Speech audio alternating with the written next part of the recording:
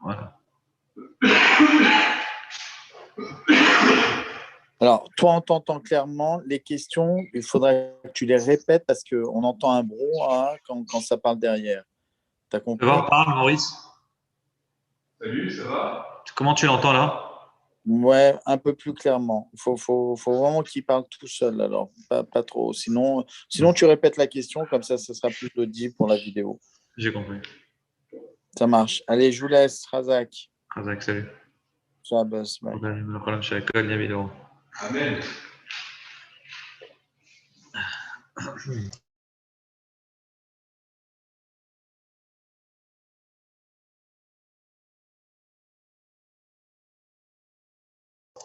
Alors, chers amis, on va commencer le cours. On va parler de façon générale, la paracha de Vaïtranan. La paracha de Vaïtranan à Hachem, c'est-à-dire j'ai supplié Dieu. C'est qui le j'ai supplié Dieu? C'est Moshe. Toujours Moshe qui s'adresse à Dieu. Tout le Sefer Devarim, on retrouve le discours de Moshe au Béné Israël. C'est le genre de testament de Moshe. On est quelques mois avant le départ de Moshe, de ce monde-là. Et donc, suite à ça, Moshe s'adresse aux Juifs et leur donne ses dernières consignes. Et entre autres, Vaïtranan al Hachem, j'ai supplié Hachem. Moshe, il raconte, il dit, moi-même, j'ai supplié Dieu pour rentrer en Israël. La qui disent Vaïtranan, c'est la gématria de 505, la valeur numérique des mots, c'est-à-dire qu'il a fait 505 prières de manière différente pour insister auprès de Dieu, pour essayer de rentrer en Israël. Et Dieu, à chaque fois, il a dit non, non. Mais cette fois, il ne dit pas juste non, Dieu, il dit nein. En allemand, c'est plus fort. Il dit quoi? Il dit Al tosef elai od badavarazé. Ne parle plus avec moi de cette chose-là. Genre, je sais que tu veux, je sais que tu insistes, mais ne parle plus de ça. Entre autres, dans cette paracha, Moshe il répète l'élément le plus important. C'est quoi l'élément le plus important, les 10 commandements. Moshe, dans notre paracha, on nous répète mot pour mot pratiquement les 10 commandements qu'on avait reçus au moment de la sortie d'Égypte. Donc Moshe il répète ça. On a la mitzvah des téphilines et le fameux schéma Israël. Et donc, on va essayer de parler un peu de ces points-là, entre autres des 10 commandements. Tout d'abord, cette fila de Moshe. Est-ce qu'une fila, parfois, elle peut servir à rien? Voilà, Moshe, il a prié et sa prière a servi à rien. Pas seulement qu'elle a servi à rien, mais Dieu lui dit, ne me parle plus de ça. Al Tosef Elayod Badavarazé, n'insiste plus encore avec moi sur ce sujet. Todarama.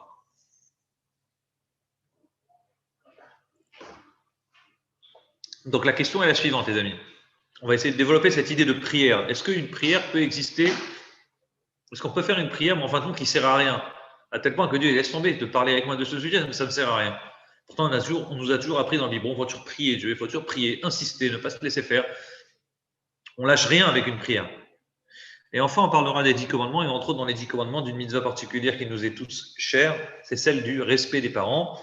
Donc, savoir respecter ses parents, la notion de kibbud avaim. Cette paracha, elle n'est pas là au hasard. Rappelez-vous, chaque paracha coïncide magnifiquement bien avec le calendrier dans lequel nous sommes. Vaïtranan, j'ai supplié, Hachem, elle tombe de façon générale toujours près du 15 du mois de Av. On a passé Tisha B'Av, le 9 Av, on va rentrer le 15 du mois de Av. Cette année, c'est encore plus fort. Le 15 Av, et je vais vous expliquer c'est quoi cette date du 15 Av, ça coïncide, c'est le Shabbat Vaïtranan. Et c'est ce Shabbat-là, le 15 Av, dans lequel il est dit Lo ayu yamim tovim le Israël kemoto. Il n'y a jamais eu un bon Yom Tov au peuple juif comme le 15 Av. Vous le saviez ça? C'était un grand Yom Tov, le 15 Av. Moi, je connais Yom Tov Pessar, Sukkot, Shavuot, Rosh Hashanah, Kippour, si on considère que c'est un Yom Tov, Kippour, c'est un Shabbat.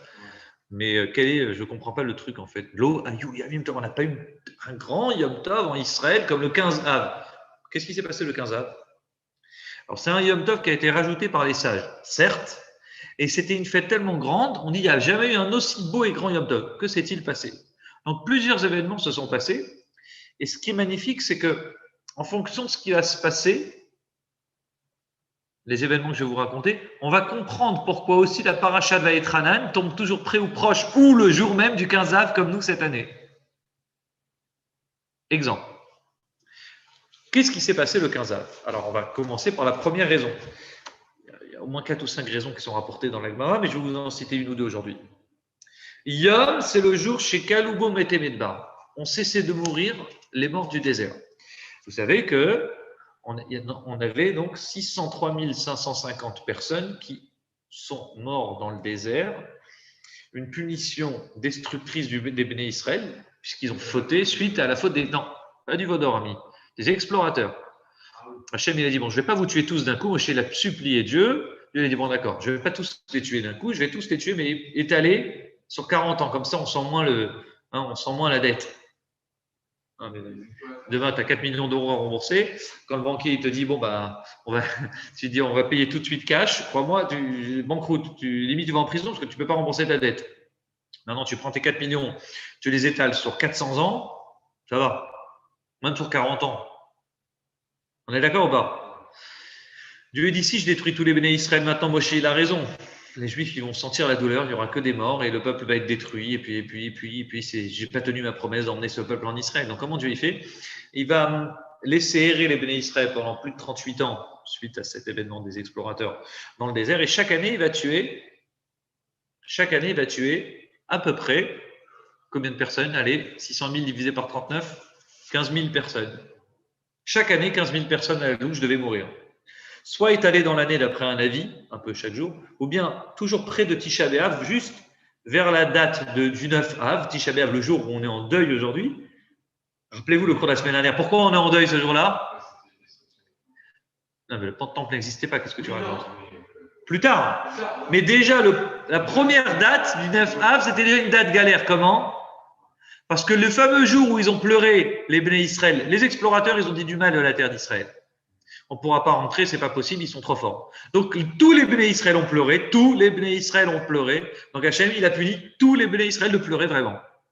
Chaque année, Tisha B'Av, avant le 9 Av, vous allez pleurer pour une vraie raison. Au moins 15 000 personnes vont mourir parmi vous chaque année. Vous avez compris le truc? Et depuis ce jour, ont commencé les pleurs. Les pleurs jusqu'à aujourd'hui, la destruction du temple, c'était le 9 Av. Le premier temple, le deuxième temple, ça a été détruit le 9 Av et ainsi de suite dans l'histoire juive. Donc, comprenez-moi bien, mais les premiers pleurs, c'est des pleurs qui ont servi à rien, des pleurs pour rien. Donc Dieu, il punit les Béné Israël chaque année, avant le 9 Av ou le jour du 9 Av, à ce qu'il y ait 15 000 morts. De sorte à ce qu'au bout des 39 ans, on a 600 000 personnes qui meurent, mais c'est pas grave. Pourquoi c'est pas grave? Parce que le peuple a le temps de se régénérer. Le type, il meurt, bon d'accord, tu vas mourir à 60 ans, mais tu as le temps d'avoir des enfants, des petits-enfants. Et tes enfants et tes petits-enfants, eux, ils n'ont pas fauté, donc eux rentreront en Israël. Vous avez compris le truc? Je vous ai dit, ça explique aussi pourquoi Moshe ne rentre pas en Israël. Je vous ai déjà fait un cours sur ça. Moshe ne rentre pas aussi en Israël parce que si les explorateurs, eux, ne rentrent pas, et parce qu'ils ont fait pleurer tous les Béné Israël, c'est qui a décidé, qui a accepté la mission d'exploration? C'est Moshe. Donc Moshe, il ne peut pas rentrer non plus. C'est pourquoi dans l'autre paraché, Moshe Hachem dit non, va être un. Tu me supplies peut-être, mais ne me parle plus de ça. Tu ne rentreras pas toi non plus en Israël. Et donc, je vous ai dit, ce jour-là, ont cessé de mourir les morts du désert. Qu'est-ce que ça signifie? La dernière année, les quelques semaines qui vont précéder la rentrée des Juifs en Israël. Quelques semaines qui vont précéder. Écoutez bien. Les Juifs se préparent, ils creusent. Pardonnez-moi, les quelques mois avant la mort de Moshe, les Juifs se préparent, creusent. Ils préparent leur tombe, mais ils savent que c'est les 15 000 derniers. Imaginons que ils savent que c'est leur génération qui allait. Chaque année, il y a les vieux qui mouraient. Plus de 60 ans mouraient. Deuxième année, tous ceux qui arrivaient à 60 ans mouraient. Entre 20 ans et 60 ans, c'est ça qu'on appelle le peuple. Tous ceux qui avaient entre 20 ans et 60 ans au moment de la faute des explorateurs. Non, voilà, donc c'était par génération. Donc ceux qui avaient 20 ans au moment de la faute de l'exploration, ils savaient 40 ans après, ça y est, c'est leur tour. Oui ou non? Donc, ils étaient pratiquement en train de creuser leur tombe. Ils se sont dit, nous, on ne va pas rentrer. Sauf que Dieu, par politesse et par gentillesse et par amour, il a fait en sorte que la punition, elle n'est pas TTC, mais elle est achetée hors taxe. Qu'est-ce qu'on fait de ceux qui ont 20 ans? Dieu il dit, je promets que tous ceux qui ont 20 ans et plus mourront dans ce désert.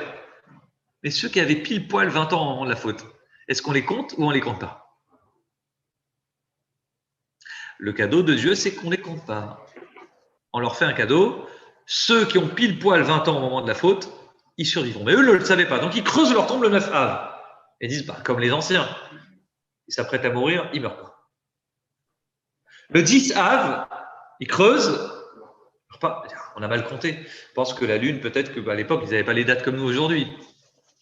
Et il continue, le 11, le 12, le 13, le 14, en pensant qu'ils ont mal calculé, c'était nuageux, on n'a pas vu ce qui se passe vraiment dans le ciel. Arrive le 15 Av, qu'est-ce qui se passe le 15 pour moi, les amis? La Lune est pleine. La Lune, non, la Lune est pleine. Quand tu vois la Lune qui est pleine, tu es sûr que tu t'es pas trompé. Là, c'est sûr qu'on a dépassé le 9 Av. Et donc là, ils ont dit, ah, on a compris, Dieu nous a fait un cadeau, on ne va pas mourir. Donc ce jour-là, du 15 Av, cette génération des Béné Israël qui avaient 20 ans au moment de la faute ont survécu. Et ils étaient heureux et contents d'avoir survécu. Et donc, ils en ont fait, c'était déjà un jour de joie, un jour de bonheur pour eux. Donc, arrive Moshe Rabbeinu dans notre paracha Vaïtranan el Hashem, il dit, j'ai encore supplié Dieu. Pourquoi Moshe, il supplie Dieu dans notre paracha? Parce qu'il dit, vu que est passé le 15 Av, et depuis qu'est passé cette date, je vois que Dieu, il a su pardonner au moins une partie de la génération des fauteurs au moment de l'exploration. Moshe se dit, peut-être que Dieu il pourrait me pardonner aussi à moi. Peut-être que Dieu aussi, puisqu'il peut revenir en partie sur sa parole, Hachem. Il joue sur le HT, hors taxe ou TTC. Peut-être que Dieu il pourrait aussi à moi me pardonner. Et si je prie à nouveau à Hachem, il me laissera rentrer en Israël. Vous avez compris comment la paracha de Vaïtranan, elle coïncide avec le 15 Av. Donc Moshe, Vaïtranan à Hachem, j'ai supplié à Dieu, et Dieu lui dit non. Toi, pour le coup, tu ne rentreras pas. Pourquoi tu ne rentreras pas? Parce que c'est quelque chose de particulier. Moshe ne doit pas rentrer en Israël. Donc Moshe insiste, il demande, et Dieu lui dit stop. Atosef Elayod Badavarazé, cesse de parler avec moi de cette chose-là. Pas seulement qu'il doit cesser, mais Dieu lui dit arrête, je t'interdis de prier. Ne me parle plus de ça. Sujet tabou. Comment c'est possible quelque chose pareil? Comment on peut dire que Hachem, il dit à Moshe, arrête de prier, je t'interdis de prier. Chez nous, les Juifs, on doit toujours prier, on ne doit jamais s'arrêter. Un jour, il y a quelqu'un qui a demandé au rabbi, mais quel est l'intérêt à chaque fois de prier pour Mashiach? C'est vrai, ça fait tellement d'années qu'on est là, tout ce qu'on demande, c'est en vain. Mashiach n'est pas là, on prie, on pleure à Tisha B'Av, on n'en peut plus. Toujours, on doit demander Mashiach tous les jours, tous les jours, tous les jours, tous les jours. Si Dieu donne-le, mais qu'il nous l'emmène, point. Elle est où la fin? Ça fait des milliers d'années qu'on demande à Dieu de nous libérer, il ne nous a pas libérés. Alors, le rabbi parle de notre paracha et il répond à cette personne et lui dit, quand Moshe prie Dieu et Dieu lui dit, ne parle plus de moi, ne parle plus avec moi de ce sujet. Stop, arrête de prier sur ce sujet. Ça ne veut pas dire que la tfila n'est pas importante aux yeux de Dieu, mais c'est tout le contraire. La tfila est tellement puissante, la prière elle est tellement forte quand un juif y prie, a fortiori Moshe, qu'on peut difficilement tenir à une prière et a fortiori celle de Moshe. Donc oui, tu te dis à quoi ça sert de prier, puisque Dieu en fin de compte il ne nous l'a pas emmené, et on peut supplier encore des années, il peut ne pas nous écouter, il peut. Mais la prière est importante. Et quand Moshe il reçoit l'ordre de Dieu de ne plus prier, c'est pas parce que sa prière n'est pas importante, mais c'est parce que Dieu estime que sa prière est importante, elle est puissante, qu'il doit se taire. Stop. Ta prière me touche. Parfois, Hachem ne nous écoute pas immédiatement sur notre filote et ça nous frustre, on n'est pas content. On dit, mais à quoi ça sert qu'on a prié? Voilà, j'ai pleuré tous les larmes de mon corps, ça n'a pas marché. On doit encore continuer à prier. Parce qu'en réalité, il faut savoir une chose, nos prières, même si elles ne marchent pas tout de suite, elles peuvent marcher plus tard. Elles peuvent avoir un effet aussi le contraire de rétroactif, comme on pourrait dire. Ça peut être des prières qui vont être utiles après coup. Et j'ai un très bon exemple à vous donner. C'est un exemple merveilleux concernant Abraham Avinu. Vous connaissez Abraham? Avant la destruction de la ville de Sédom,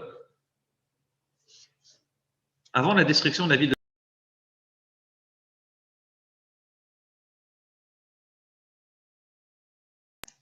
Avant la destruction de la ville de Sédom,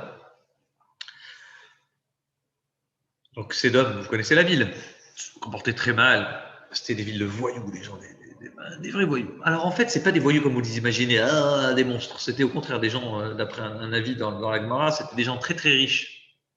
Ils étaient tellement riches qu'ils voulaient rester entre riches. Ça explique un peu quand ils ont tué la fille. Vous connaissez la fille qui avait eu des invités. Ils l'ont puni de mort. Ils l'ont mis plein de miel et les miels les abeilles l'ont brûlé l'ont tué, l'ont piqué jusqu'à qu'elle meure. Elle a hurlé à Dieu. Bon, vous avez appris ça peut-être au Talmud Torah à l'époque.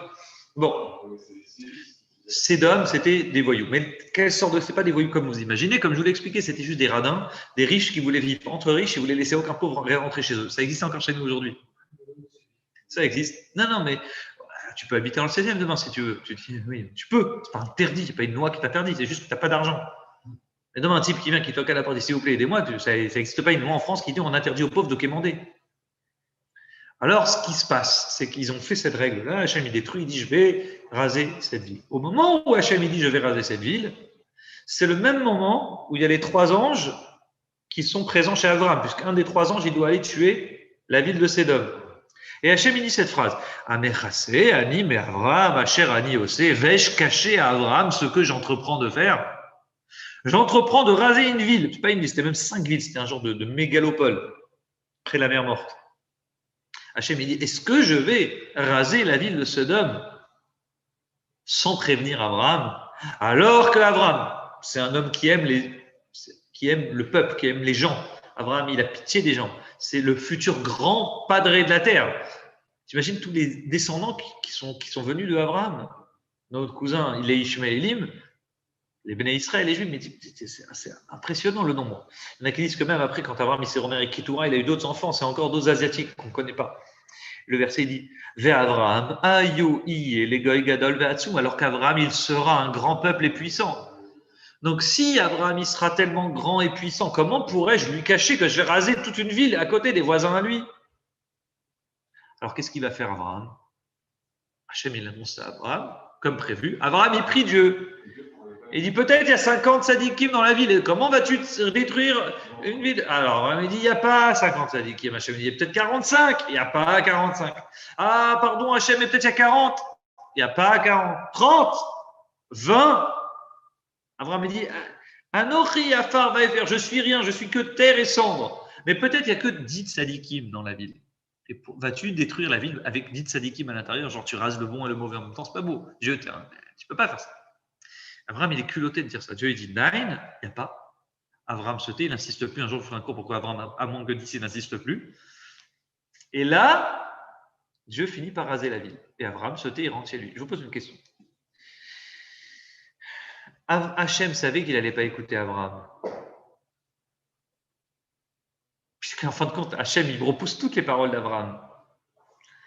Donc, si Hachem, il sait qu'il ne va pas accepter tout ce qu'il va dire à Abraham, à quoi il joue avec Abraham en disant « Vais-je cacher à Abraham ce que j'entreprends de faire ?» Tu sais pertinemment que tu vas refuser ce qu'Abraham il va te dire. Pourquoi, dans ce cas-là, tu joues à ce jeu? Tu n'as qu'à détruire la ville et rien dire à Abraham. Abraham, il comprendra qu'il n'y avait que des voyous dans cette ville. Pourquoi tu as besoin de jouer à ce jeu-là? Vous comprenez le sens de ma question? La réponse est la suivante. En réalité, ce n'est pas parce que Abraham n'a pas réussi sa mission qu'il a failli à sa mission. Il n'a pas réussi à sa mission pour sauver la ville de Sodome, certes, mais il a réussi autrement. Comment? Il a réussi que plus tard, pour ses enfants à lui, ses descendants directs à lui, ça a laissé une trace dans le ciel. Hachem est ici, il est prêt à prier pour des enfants qui ne sont pas les siens, pour des voyous et des fauteurs. Le jour où ses enfants, ses descendants à lui fauteront, j'aurai une certaine pitié, une certaine patience envers eux, même si c'est des fauteurs.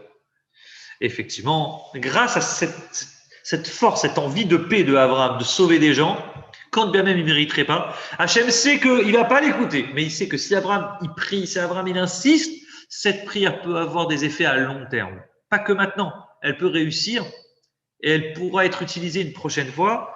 Comme vous connaissez le fameux Midrash, Abraham il dit à Dieu à ce moment-là, Anochi afar vaefer, je suis juste terre et cendre. Hachem dit, terre et cendre, c'est bien. La cendre, c'est celle qui amènera la paix entre l'homme et la femme plus tard. La cendre de la sota, je vous avais parlé une fois de la femme sota. La cendre de la sota permettra de sauver un couple lorsque un couple se disputent, n'est-ce pas? Et l'homme reproche à sa femme d'être isolé avec un homme. Bizarrement, le shalom baït, la paix, se fera par cette cendre. Sous-entendu ici même terre. Quand un juif il priera, il se mettra comme une terre. Il sera prié, il sera écouté. Ses prières seront exaucées grâce à la prière d'Abraham. Vous comprenez, des fois, une prière, tu crois qu'elle sert à rien? Une prière sert toujours. Ça, c'est le premier point de notre shiur, c'est-à-dire comprendre pourquoi on a cette idée de supplication où Hachem, il supplie, va être Hanan el Hachem, on supplie Hachem, malheureusement, il n'écoute pas à Moshe, mais malgré tout, cette paracha, elle tombe le jour de Tou B'Av, le 15 Av, donc il y a un lien, c'est-à-dire qu'une prière ne sert à rien, parfois, mais elle peut être exaucée plus tard. De même, on dit, cette notion du 15 Av, c'est un jour de tristesse, mais c'est aussi un jour de joie. Comment on a vu que c'est un jour de joie, tout ce qu'on a dit jusqu'à maintenant, c'est que les Béné Israël qui pensaient mourir, oui, même eux, cette dernière génération, ces 15 000 personnes ont survécu, et c'est devenu au début de l'histoire quelque chose d'important. Je vais vous raconter un point important que vous savez, cette Haftara. La Haftara, ce n'est pas la paracha. La Haftara qu'on va lire ce Shabbat, on l'appelle Shabbat Nachamu. Vous avez entendu parler de ça, Shabbat Nachamu? Le Shabbat de la consolation. Nachamu, Nachamu, Ami. C'est-à-dire que c'est le Shabbat dans lequel la Haftara qu'on va lire, elle va nous consoler. Nous consoler de quoi? Comme je vous l'ai dit la semaine dernière, on a 3 Haftarot qu'on a lues avant le 9 Av, qui nous racontent les prophéties des destructions du temple et des malheurs qui vont arriver aux Juifs. Et pour compenser après le 9 Av, on va lire 7 Haftarot, Shiva de Nechemata, 7 Haftarot, donc 7 histoires de prophètes qui vont nous consoler jusqu'à Rosh Hashanah. Imaginez-vous, normalement, la Haftara qu'on lit, c'est une histoire de prophète. Ouais, on va rajouter après la lecture de la Torah. Je vous expliquerai un jour pourquoi. On le fait cette Haftara, mais ça doit être relié avec la paracha de la semaine. Or, ici, pendant une période de 10 semaines, donc les 3 Haftarot avant le 9 Av qui parlent des punitions, qui annoncent les prophéties de destruction, elles sont là pour nous prévenir, pour nous donner des forces. Attention, une destruction va arriver. Après, on a besoin de 7 semaines de consolation. Et pourtant, ces 7 et 3 n'ont rien à voir avec la paracha de la semaine. Et la question est la suivante. Le Shabbat, on appelle Shabbat Nachamu. Le premier, c'est Nachamu, Nachamu, Ami. On va consoler. Consoler sera mon peuple. Pourquoi on a besoin de le consoler 2 fois? Hachem nous console. C'est la première Haftara. Cette semaine, c'est la Haftara de la consolation. On a besoin d'être consolé. Et bizarrement, consolé 2 fois, à 2 reprises. Nachamu, Nachamu, Ami. Alors, pourquoi 2 fois? Là, rapidement, c'est un point important. On a besoin d'avoir de 7 Haftarot qui nous consoleront. Pourquoi 7? On dit, le Midrash raconte qu'effectivement Dieu il nous console, Abraham il nous console, Yitzhak, Yaakov, Moshe Rabbeinu. On a besoin de passer par beaucoup de personnes qui viennent nous consoler, des personnes différentes dans le ciel qui nous consolent la destruction du temple. On est passé par le 9 Av, la Haftara vient nous raconter, elle vient nous consoler sur cette destruction. Et consoler Nachamu, Nachamu, Ami, la consolation se fait par 2 fois. Pourquoi? Parce qu'on est consolé du ciel, on est consolé Nachamu une seconde fois par la terre. On est consolé par les vivants et on est consolé aussi par les morts.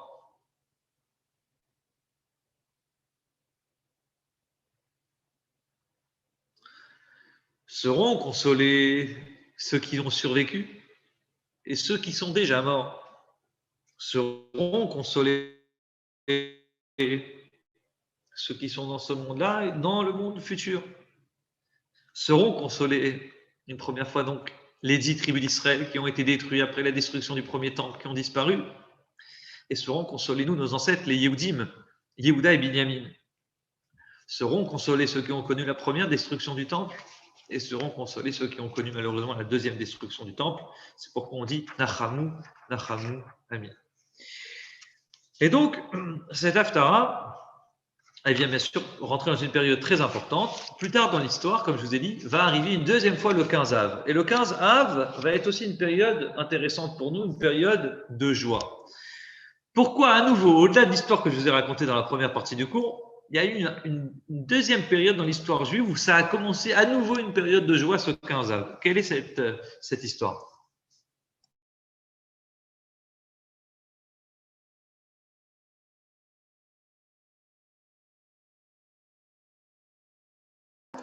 Donc, je vais vous expliquer pourquoi dans l'histoire juive, le 15 Av, c'est devenu une période de consolation. D'accord? Alors, le verset, il dit, alors, pardonnez-moi, dans l'histoire juive, c'est arrivé une période terrible. Alors, avant d'arriver à cette période, j'aimerais juste un petit point intéressant, c'est les tribus d'Israël. Il faut savoir qu'alachiquement, on n'a pas le droit de se marier avec des non-juifs. Et pourtant, entre tribus, dans certains cas, il était interdit de se marier. Entre tribus d'Israël, on avait 12 tribus, 13 tribus d'Israël, entre tribus, on n'avait pas le droit de se marier. Exemple, dans un seul cas, on pourrait dans l'absolu, mais il y avait un cas où on ne pouvait pas se marier. Un type qui avait que des filles et qui n'avait pas de garçons. Bravo. Sa terre, qu'il a reçue par tribu, pour pas qu'il y ait des îlots de tribus qui sont dans la terre d'une autre tribu, on ne pouvait pas autoriser qu'une fille qui va recevoir en héritage la terre de son père puisse se marier avec un monsieur d'une autre tribu, même si c'est un juif. Pourquoi? Parce que s'il se marie avec quelqu'un d'une autre tribu, bah l'autre, c'est comment toi tu es la tribu de Réhouven. La fille, qui est la seule héritière de son père, c'est une tribu de Shimon. Donc le monsieur Réhouven, il va être au nom du père. Donc il va se marier et les enfants vont hériter de leur père et ça va être donc un monsieur Réhouven qui va être hérité d'une terre qui était à l'origine à Shimon. Donc, qu'est-ce qui s'est passé dans l'histoire? La Torah nous dit, attention, une fille seule qui hérite. Pourquoi une fille seule? Vous avez compris, parce que s'il y a des garçons, il n'y a pas de problème, le père il donne tout aux garçons, on n'en parle plus. Mais une fille seule, elle peut se marier avec n'importe qui, elle peut. Mais si elle est seule héritière et il n'y a pas de frère, on a un problème. Elle peut se marier que avec quelqu'un de sa même tribu. Oui. Un garçon et une fille, ils ont 50-50. Eh ben non. La fille, elle peut tout hériter sauf la lot de la terre. Mais elle peut tout hériter, mais pas la terre. Hein? Elle peut hériter tout, je te répète, des appartements, des maisons, elle peut hériter. Elle peut hériter mais l'immobilier, c'est-à-dire la terre, c'est le garçon qui hérite. Ça te va? Aujourd'hui, non. On ne parle pas trop vite. Tout le monde dit ça, mais tu verras. Voilà, on en reparlera hors enregistrement. Alors, tout ça pour vous dire que l'homme, il peut. Bien sûr, vous avez compris l'idée. L'idée, c'est que la fille et le garçon, ils héritent. Le garçon, il hérite de la terre, il n'y a pas de souci. Mais non, si c'est la fille qui est seule, il n'y a pas de garçon, la fille, elle hérite. Même la terre. Mais quand elle hérite la terre, si elle va se marier avec quelqu'un d'autre, la terre va appartenir ensuite à son mari, à Réhouven, à ses enfants, etc. Et ça va changer de tribu. Donc, on aura une terre qui appartient à la tribu de Shimon et on aura des lots de monsieur Réhouven ou de plein de monsieur Réhouven ou plein d'autres tribus. Ça va devenir un massacre. On va se retrouver on ne saura plus qui appartient à quoi. Vous comprenez l'idée? Donc, dans un cas comme ça, monsieur Réhouven, madame qui vient de la tribu de Shimon ne peut pas se marier avec monsieur de Réhouven. C'est dérangeant. C'était un cas concret, un cas difficile où ça arrivait souvent, des messieurs qui avec des filles. Et savoir qu'on pouvait limiter leur champ d'action pour le mariage, c'était très difficile. Plus tard dans l'histoire, il va se passer un drame. Une grave histoire. Une seule histoire grave dans le Tanakh, mais très grave, où il y a eu une guerre civile contre une tribu d'Israël qui s'appelait la tribu de Binyamin. Il y avait un village chez Binyamin qui se sont comportés comme des voyous. Je ne vais pas vous raconter l'histoire maintenant, surtout qu'on a enregistré, mais bon, ils se sont comportés comme des voyous. Un village entier où il n'y avait que des gens de Binyamin qui ont fait vraiment des trucs affreux. Suite à cette histoire, c'était rare, c'est arrivé qu'une fois. Voilà, c'est arrivé qu'une fois. Tout Israël s'est allié pour combattre ce village. Dire, oh Coco, vous nous donnez tous les gens qui ont fait cette folie, et puis ensuite on vous laisse tranquille. Israël, le tribunal d'Israël s'est réuni. Il n'y avait pas de roi à cette époque-là. Il n'y avait pas un roi fédérateur. Donc chaque tribu s'est réunie ensemble. On va décider, tac, tac, tac, on va faire la guerre. On va obliger monsieur de ce village-là de se rendre ou de nous rendre les coupables ou de nous rendre tous les coupables. Ils ont dit non. Toute la tribu de Binyamin s'est coalisée avec leurs amis villageois de Binyamin. Ils ont dit non, on défend notre tribu. Donc il y a eu une guerre civile. Une vraie guerre civile. À la fin, les autres tribus, bien évidemment, ils ont gagné. Au départ, ils ont perdu des combats. À la fin, ils ont gagné. Après qu'ils ont gagné, ils se sont dit, ces gens de Binyamin, c'est des fous. On va interdire, faire une règle qu'on interdit, tous nous, on s'interdit nous-mêmes de prendre des filles de Binyamin ou de se marier avec des gens de Binyamin. On les laisse mourir, disparaître de l'histoire. On fait comme des goïms. Tu as un goï qui vit dans ta terre, tu dis on ne se marie pas avec lui, point final. Eux, on les considère comme c'est génétique, c'est des sauvages, c'est des gens mauvais, on ne veut plus se marier avec eux. Un jour, donc ils ont fait ce décret-là. Donc il y avait deux sortes de mariages qui nous empêchaient, on avait bloqué nos champs de vision, nos champs pour les mariages. C'était très difficile pour les gens de tenir ce décret-là. Plus tard dans l'histoire, quand la tribu de Binyamin a failli disparaître de l'histoire, ils étaient à deux doigts, il doit rester quelques milliers de personnes comme demain des girafes, hein, il reste peu de girafes sur Terre. Tu étais embêté, tu dis qu'est-ce qu'on va faire?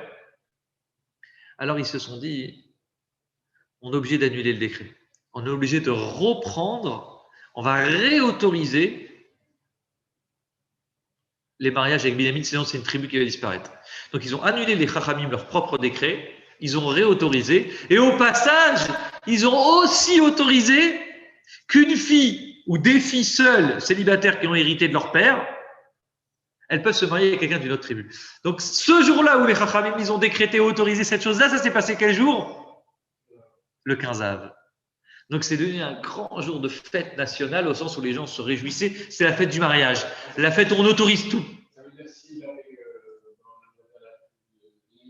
des filles, même s'il se mariait avec une autre tribu, c'était la terre appartenait à la fille. Exactement. Ils ont autorisé cette règle que la Torah a interdite. Ils ont autorisé qu'il y ait des îlots, comme je vous ai dit tout à l'heure. Ils ont dit, bon, c'est pas grave. Puisque maintenant on autorise les mariages mixtes, on autorise ce mariage avec ces gens de Binyamin qui sont en fait mauvais, d'accord? On va aussi, tant qu'à faire, autoriser, on va abolir cette règle que la Torah nous a faite à l'époque. Si vous me dites comment c'est possible d'abolir une règle de la Torah, c'est impossible, la réponse est que la Torah, elle avait dit à cette époque-là, Zéadava. Cette chose-là s'applique, les Chachamim ont dit, cette chose-là s'applique Zé. Quand tu dis Zé, c'est une génération de gens qu'on voit. Tu dis, cela, cette chose est. Oui, chose qui. Mais la génération d'après, cette règle s'abolit. Intéressant, non? Donc, c'est devenu une fête de mariage. Le 15 Av, une fête où on peut faire rencontrer, on faisait comme ça, rencontrer les garçons. Les gens de Binyamin sont venus, ils ont pris des filles, ils sont mariés avec ces filles-là. Et puis, la tribu de Binyamin a continué à revivre. Et bien sûr, c'est quelque chose d'énorme parce que de Binyamin va sortir Mordechai. Pardon? Shabbat 15 Av. Le 15 Av, c'est ce Shabbat. Hein? Le dimanche, pourquoi le dimanche? Pour ce Shabbat. On va marier tout Shabbat. C'est pourquoi on a pas le droit de se marier Shabbat. Bon, je te ferai un autre cours. Tu sais qu'on pourrait se marier Shabbat dans l'absolu. Quel est le problème? Sauf qu'on n'a pas la photo et la vidéo, mais normalement on pourrait. Bon, on en reparlera. Est-ce que vous avez compris l'idée du 15 Av? C'est une période très joyeuse et c'est une période de joie qui tombe pile ce Shabbat. Alors je conclurai cette dernière partie du cours une fois qu'on a compris c'est quoi le 15 Av avec un point très important. Vous savez que c'est un Shabbat qu'on va devoir aller à la synagogue parce qu'il y a les 10 commandements. On va devoir écouter les 10 commandements à la synagogue ce Shabbat. Et comme je vous l'ai dit en introduction, c'est les 10 commandements qu'on avait reçus. Moshe, il les répète pratiquement mot pour mot. Et pourtant, il y a une mitzvah très importante, ça s'appelle la mitzvah de Kibud Abem. Le 5e commandement, c'est tu respecteras Kabed et Avicha ve'etimecha, tu respecteras ton père et ta mère. 5e commandement, Ka'asher tzivecha Hashem Elokecha, comme Hashem, ton Dieu, te l'a ordonné. Je vous pose une question. Tu respecteras ton père et ta mère. Mais pourquoi il rit comme Dieu te l'a ordonné, puisque Dieu il est en train de donner les commandements? Dieu dit respecte ton père et ta mère. Au moment où on entend ça, comme Dieu, comme Hachem, comme l'Éternel ton Dieu te l'a ordonné. Mais tu viens de me le dire là. Ça veut dire quoi comme Hachem ton Dieu te l'a ordonné? Il n'a pas dit ça sur les autres mitzvot. Il ne dit pas tu n'auras pas d'autre Dieu comme Dieu te l'a ordonné. Pourquoi il dit non? Parce qu'il te l'a ordonné avant les 10 commandements. Avant, on avait reçu cette mitzvah, avant même les 10 commandements. Lorsque les Juifs sont sortis d'Égypte, ils sont passés dans un endroit qu'on a appelé Mara, comme le Maror, amer. Parce qu'il y avait de l'eau, ils ont trouvé de l'eau avant qu'il y ait le puits de Myriam, il y avait de l'eau amère. Ils ont trouvé de l'eau amère. Moshe, il a jeté un morceau de bois, vous connaissez l'histoire. Après, l'eau s'est adoucie comme par magie. Et ils ont pu boire de l'eau, cet endroit, ils l'ont appelé Mara. Et à Mara, Hachem leur a ordonné quelques mitzvot et entre autres, respecter les parents. Comme si que le respect des parents, il a été donné au Bnei Israël. Pas comme si, il a été donné au Bnei Israël avant. Mais comme si qu'on a besoin de recevoir cette mitzvah du respect des parents. Mais cette mitzvah, alors voilà, je vais en parler tout de suite, Razak. C'est très bien vu. Tu dis juste. Mais la question est la suivante. Pourquoi, avant de donner les 10 commandements, Dieu il a besoin de nous donner les lois de respect des parents avant même de recevoir la Torah? Comme si que c'est une condition importante maintenant, au moment où on sort d'Égypte, quelques mois avant même de recevoir la Torah, il y a cette mitzvah du respect des parents qui doit exister, on ne comprend pas pourquoi. Alors que, comme tu dis très justement, plus que justement, on sait depuis la création du monde que les gens respectaient leurs parents. C'est le bon sens de la vie de respecter ses parents. Noach, tout le monde a entendu parler de Noach. Noach, la Torah dit, c'était choquant. Tout le monde comprenait qu'on devait respecter ses parents. Shem, il comprenait. Cham, il comprenait. Yafet, il comprenait tellement. Et le jour où Cham, il a fait une bêtise avec son père, je vous en parlerai une prochaine fois, il a fait une bêtise avec son père, il a manqué de respect à ses parents, il a vu nu, il y en a qui disent pire, que quand il a vu nu, il a manqué de respect, Shem et Yafet, eux, ils ont respecté leur père, ils ne l'ont pas vu nu. À ce moment-là, Noach, il s'est réveillé, il a maudit son fils Ram. Il a dit, comment tu as pu manquer de respect à ton père? Cette notion du respect des parents, on la retrouve beaucoup dans l'histoire juive, depuis la création du monde. Pourquoi c'est spécialement maintenant où Moshe il a besoin de répéter, pour Hachem il répète au Béné Israël, la notion du respect des parents avant même les 10 commandements. Vous comprenez le sens de ma question? D'ailleurs, c'est rapporté, les si tu respectes ton père et ta mère, tu auras une longue vie. Ça fait partie des très, très, très rares mitzvot où Hachem, il donne une récompense à celui qui respecte ses parents. Tu vois, un type qui a vécu 100 ans, je vous assure, je m'amuse souvent à faire ça. Je ne leur dis pas ce qu'il y a écrit dans la Torah. Je parle à Hachem, à mon grand-père ou à d'autres.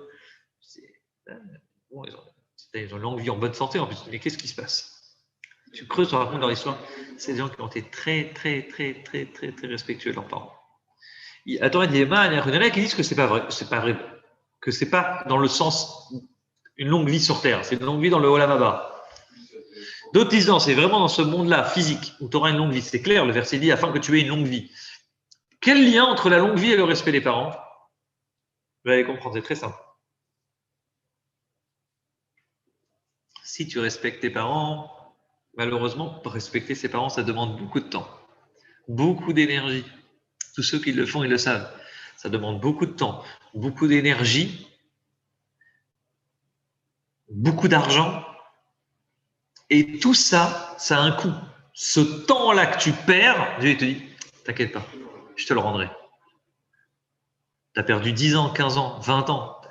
Ton père était vieux, elle est fatigué, tu t'es occupé de lui pendant 20 ans. T'inquiète. Tu aurais dû mourir à 70 ans, 80 ans, je te rajouterai 20 ans. Il y a une longue vie pour celui qui a le respect des parents. Mais cette notion du respect des parents, elle pourrait être naturelle. Tout le monde comprend qu'on doit respecter ses parents. Même un gars, il comprend. Pourquoi tout le monde comprend qu'on doit respecter ses parents? C'est du bon sens. Quelqu'un qui t'a donné la vie, quelqu'un qui s'est occupé de toi petit, tu n'as aucune raison de ne pas toi t'occuper de lui quand lui aussi il commence à être petit, il commence à vieillir. Hein? Alors c'est ça. Alors, comment un gars il fonctionne? C'est du bon sens. Il dit, je respecte mon père et ma mère, moyennement, beaucoup, en fonction de leurs humeurs. Ils disent, ils m'ont donné la vie, à moi de leur rendre un minimum. Je t'ai prêté de l'argent, tu me rends de l'argent, tu me prêtes à moi aussi quand j'ai besoin. C'est du bon sens. C'était comme ça avant le don de la Torah. Tu dois respecter tes parents parce que ils t'ont donné, tu leur rends ce qu'ils t'ont donné. Ça évite de mettre tes parents dans un EHPAD. Ça évite de jeter tes parents dans un trou quelque part en te disant, en te donnant bonne conscience, en disant, bon, je ne m'occupe pas d'eux. N'est-ce pas? Ça, c'était le bon sens de la vie à l'époque. À l'époque, même chez les goïms. Le problème est que Hachem, il veut nous donner une leçon de Kibbout Avem. Il dit, des gens qui t'ont tout donné, tu leur rends tout. Or, les Bnei Israël qui sont sortis d'Égypte, et je conclurai ce cours avec cette idée-là, les Bnei Israël, les Juifs qui sont sortis d'Égypte, si Dieu leur dit, tu respecteras tes parents au moment des 10 commandements, ils auraient dit, c'est un respect naturel de bon sens de la vie. Et Dieu, il veut plus. Il dit, tu respecteras ton père et ta mère au moment de la sortie d'Égypte, avant même de recevoir les 10 commandements. Dieu leur dit, tu respecteras ton père et ta mère. Pourquoi? Parce que cette génération de Juifs ne devait rien à leurs parents. Les pères ne voulaient pas leurs enfants.